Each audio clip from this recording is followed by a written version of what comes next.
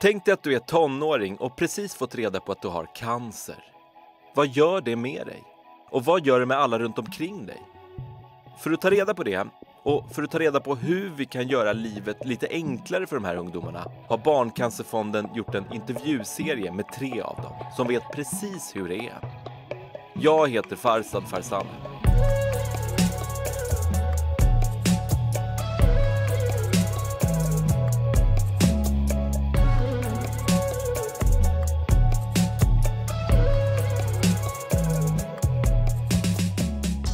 Den här pärlan betyder att jag har haft en bra dag.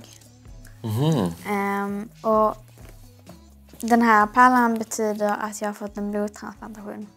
De här ser ut som godis. Vad betyder de?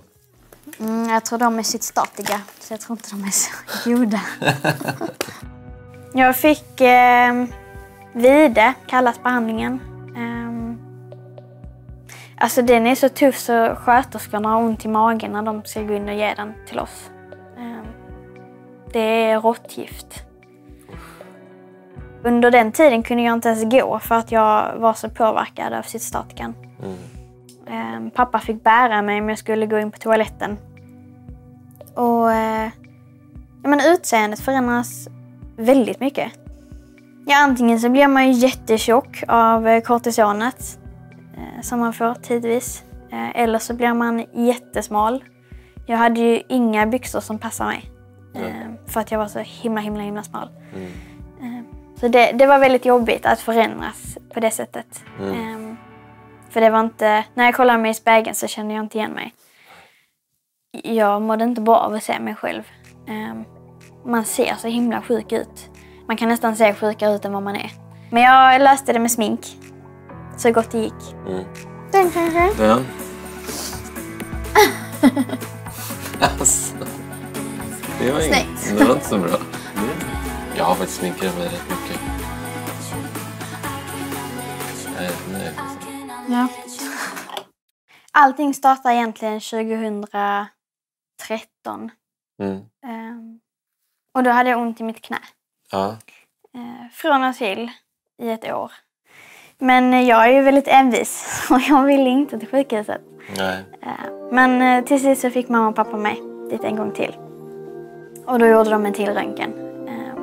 Och den visar ju på en jättestor tumör. När vi hälsade på Frida så brukade vi ta med pizza och godis. Så vi tänkte att vi ska ha tjejkväll. Det ska vara som vanligt. Även om omständigheterna är helt annorlunda och allting suger så ska vi ändå ha vår tjejkväll. Ja. Och vi ska ha kul tillsammans. Det var jobbigt, det sög. Men på ett sätt visste man alltid att vi kommer fixa det. Och vi gör det tillsammans. Men sen blev allt som vanligt för dig. Du blir friskförklarad. Ja, behandlingsfri i vart fall. Okay. Friskförklarad blir man ju inte riktigt. Nej, det tar längre tid, eller? Det tar 5 år. Men sen händer någonting. Januari 2017. Ja. Fredag den 13. Var vi på ett fik, jag och mina kompisar. Som vanligt. Det bara slog till som en bomb när vi satt på fiket. Jag hade jättehuvudvärk. Jag var jättevarm och febrig och det kändes bara fel. Jag skulle sträcka mig efter kaffekoppen som var här. Men armen gick dit. Och det var liksom bara så konstigt i hjärnan. Och jag kunde inte skriva på telefonen för tummen träffar inte rätt tangenter. Och jag brukar kunna sitta och titta på någon annan och skriva. Det har ju också gått 3 år från att du avslutade 2 år från att du avslutade din behandling. Och jag har aldrig tänkt i de tankarna att jag ska få återfall heller. Nej. Det händer inte mig. Nej.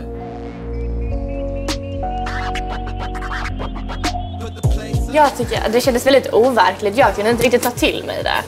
Jag förstod inte riktigt, alltså så här att för först att vi fika på knäpperiet och sen på kvällen så skrev du att du hade fått cancer igen. Och det var så svårt att ta in, tyckte jag. Och allting var bara en stor chock. Ja, det känns så overkligt sen när vi träffade dig på Tugg. Ja. För det var vanliga Frida, men med cancer. Det var väldigt svårt att ta in, tycker jag. Hej, Farzad. Carina. Tja. När du fick veta den här andra gången, fick du någon prognos då också? Nej, inte mer än att vi vet inte vad vi ska göra, Frida. Vi kommer på något, men vi vet inte än. Och det var typ den natten där som jag tvivlade som mest. Och började skriva lite hej då meddelande till folk. Men jag tror att det psykiska hjälpte mig jättemycket. Jag tänkte positivt hela tiden. Och jag hade ställt mig in på att den 14 juli ska jag hem. Vare sig du säger något annat liksom. Jag ska hem då. Och det tror jag var en jättebra... en morot till att kroppen skulle kämpa. För den 13 fick jag åka hem. Och det trodde de ju aldrig när jag sa i början att bara så ni vet så ska jag hem den 14. Och det sa de liksom att det är ganska omöjligt. Du får nu tänka om. Ja. Men jag tänkte inte om. Och jag kom ut. Behandlingen slut. Den där. Där är den. Precis. Sån här borde alla ha.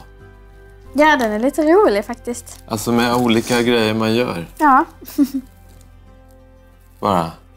Det är liksom ett alternativt dagbok. Ja.